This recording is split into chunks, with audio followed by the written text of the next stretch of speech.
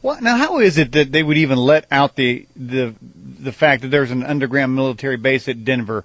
The first time I ever heard about it was a couple of years ago. We had this lady on named Hannah Billups, and she said that she was taken to an underground military base underneath that airport, and by the men in black that were trying to use her precognitive powers to elevate and to remote view, and they tried to turn her over to the dark side, and then she said there was a rescue attempt. But I mean, you're just actually kind of verifying. I mean, but I think the way that I understand the information is released about Obama going to this place is supposedly that when the Russia and the United States have an agreement that if either one of them has a war game or goes to a DEFCON anything, 1, 2, 3, or 4, I suppose it's just one, they have to notify the other country. So I think the information is coming back through us because our government notified Russia, and then Russia let it out in their newspaper, and it came back to the people of the United States.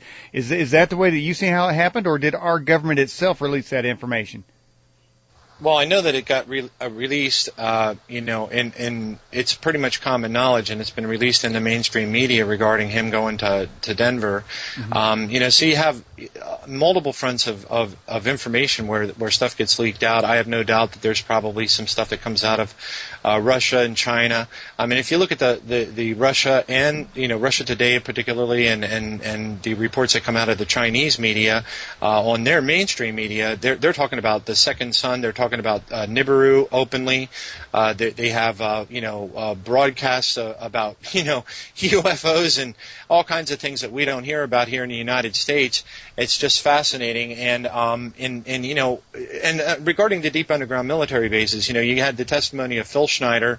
He got took out. He was murdered because he was blowing the whistle regarding the Dulce Wars and the fight that he had with the Tall Grays when they were building the Dulce base. Never mind that. You've also got the whistleblower.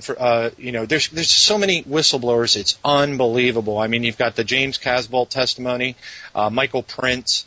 James Casbolt is his alias, which is absolutely jaw-dropping stuff that just confirms this stuff. And one more thing. And then you've also got Branton. The Branton papers. He wrote a book, and I highly recommend that anybody here read anything they can get a hold of on Branton.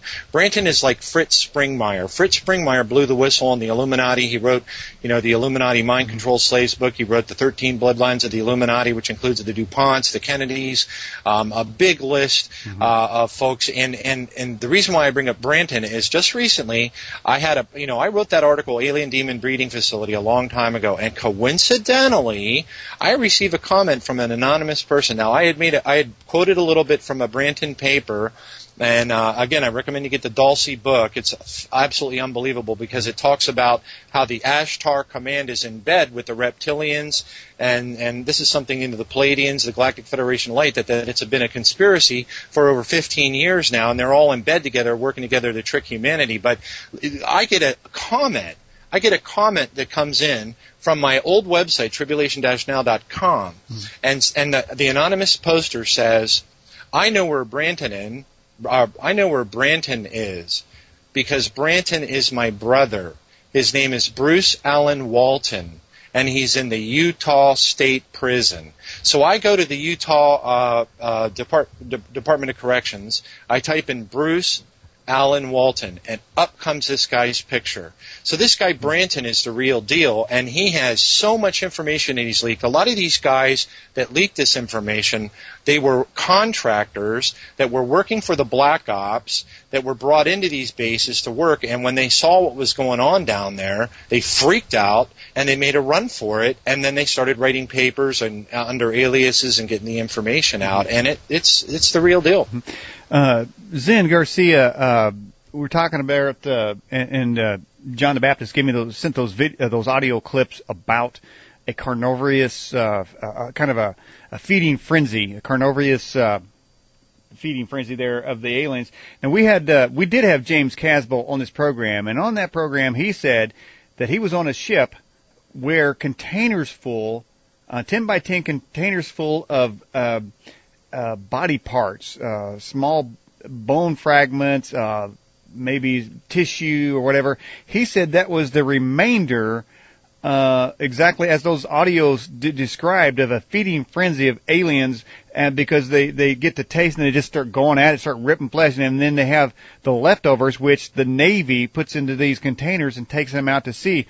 Are you familiar with this activity, and do you know where it's taking place, where these aliens are having these humanoid feeding frenzies? Well, I'm going to go to the Word to answer your question. This is Micah chapter 3, and it says this. And I said, Hear, I pray you, O heads of Jacob, and ye princes of the house of Israel. Is it not for you to know judgment, who hate the good and love the evil, who pluck off their skin from off of them, and their flesh from off their bones, who also eat the flesh of my people, and flay their skin from off them, and they break their bones and chop them in pieces, as for the pot, and as flesh within the cauldron. Then shall they cry unto the Lord, but he will not hear them.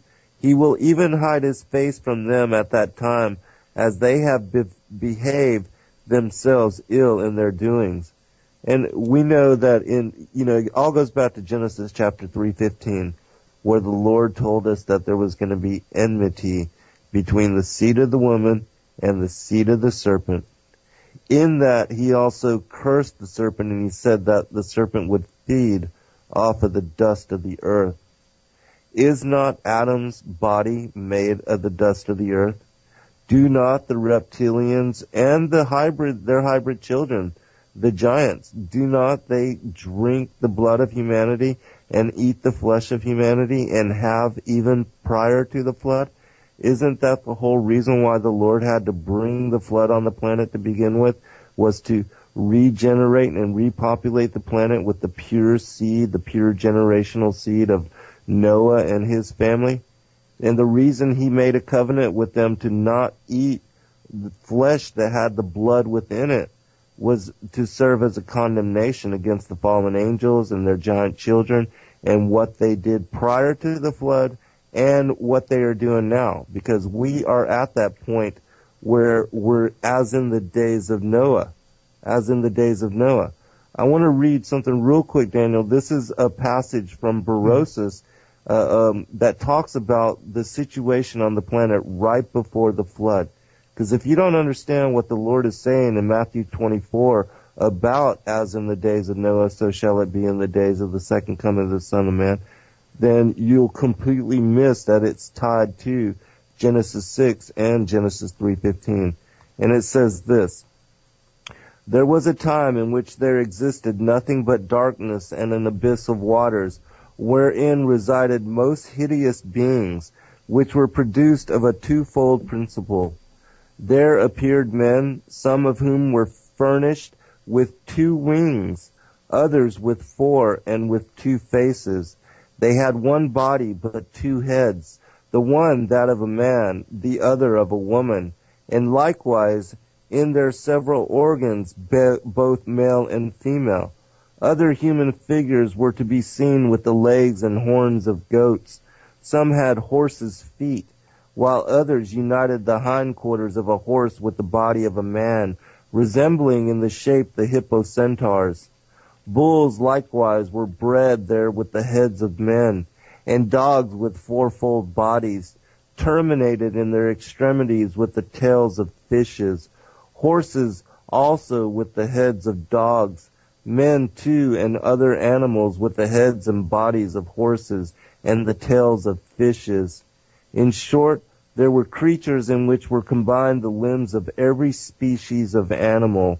In addition to these, fishes, reptiles, serpents, with other monstrous animals which assumed each other's shape and countenance, of all which were preserved delineations in the temple of Belus in Babylon. So this is talking about all these hybrid species and all these weird creatures. And what the hell are you? What are you reading there, Zen? This is from Berosus's account. And what is the date? What is the origin of that? What year? Oh, this was like 1st century CE. I mean, this was before the before even the Septuagint was put together. Okay, so but that just sounded like the reading list of what's going on today and the testimony of people that are talking about, the alien human hybrids and eating right there. That adds credibility to James Casbolt and others in these audio clips we got of these aliens just ripping human flesh apart and eating and devouring. That reads almost like the script. Precisely. It's the real deal. Confirmation. It's the real deal. It's the real deal. I mean, look at the Katy Perry E.T. video, for crying out loud. That's about having sex with a gray alien, and then at the very end you see her walking out with the bottom of her body like that of a deer. I mean, these are abominations that are being thrown in the face of our Heavenly Father. This is a provocation. This is intentional provocation. And then you have this movie, Paul, that goes out and tries to make it like, these little gray aliens are just a fuzzy bunch of fun friends. If you had any idea what these things do to people, it would absolutely blow your mind. I mean, the tip of the iceberg is the kind of stuff that James Casbolt is talking about. I've seen testimony where they had literally truckloads full of human babies that they were that they had harvested and they were taken off of the earth. The woodpecker crates where they have warehouses full of babies in these electrified crates that they're preparing for mind control, and they electrify them every so many seconds, and the babies start to cry all at the same time. We're talking about some really horrible stuff. You know what? Nibiru is on its way here. The Draconians are on their way here.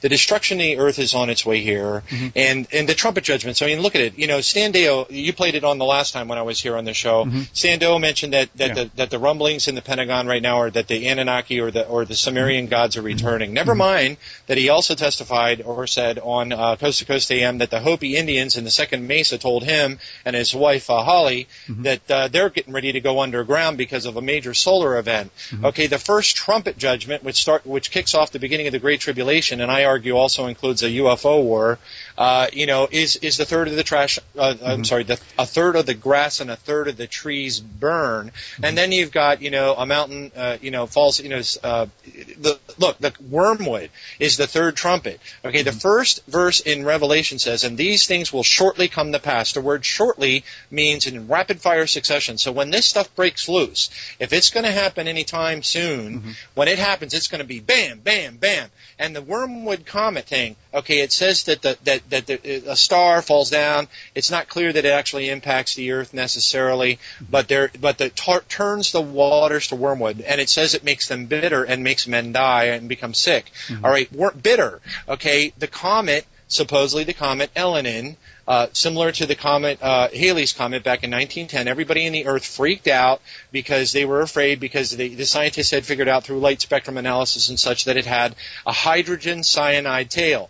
And that was back in 1910, and it didn't even come anywhere close to Earth. And then they find out, and they know now, that this Elenin comet, should it continue to head this way, also has a hydrogen cyanide tail. And if we pass through the tail of that comet, supposedly toward the end of October, early part of November, never mind that November 9th, the emergency broadcast system is being taken over from the White House all the way down through all the radio stations by force to make some sort of a test, so they call it. Okay, but we're going to be supposedly passing through the tail of this Elenin, which has a hydrogen cyanide. And if you look in Wikipedia and you search on hydrogen cyanide, guess what it has? It has an almond bitter taste. All right, that matches the third trumpet judgment. So this stuff is getting pretty creepy real fast, and it's all meshing together. Wow, and what needs to be mentioned here, of course, when we're talking about this event around the 27th with Obama supposedly going in an underground base, again, I don't know the veracity of that, but it's all over the net, and I suppose it's over there in Russia. But during 9/11, there was the NORAD was doing a war games, which happened to have a scenario of planes flying into building.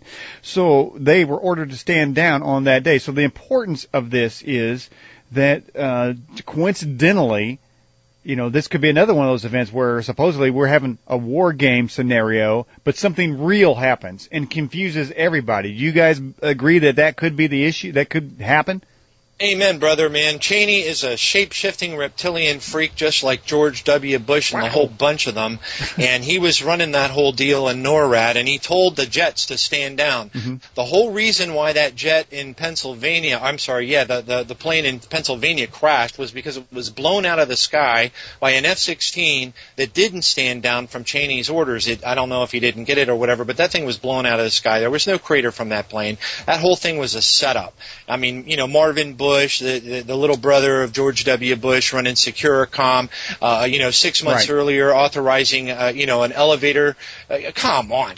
That whole thing is a total setup, and you're right. And then before the big earthquake down in Haiti that happened just a couple of years ago or so, I can't remember exactly when, but anyway, they had another exercise going on down at Southcom in Miami, and they were practicing for supposedly some type of an emergency in Haiti, and then wouldn't you know it, HAARP rings show up, and Haiti has a massive earthquake. So yeah, they coordinate this stuff. They practice. Mm-hmm. You find the same MO being repeated everywhere.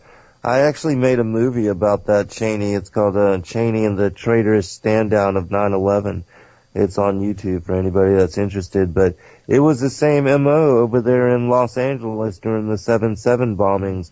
There was, the same kind of test drills happening.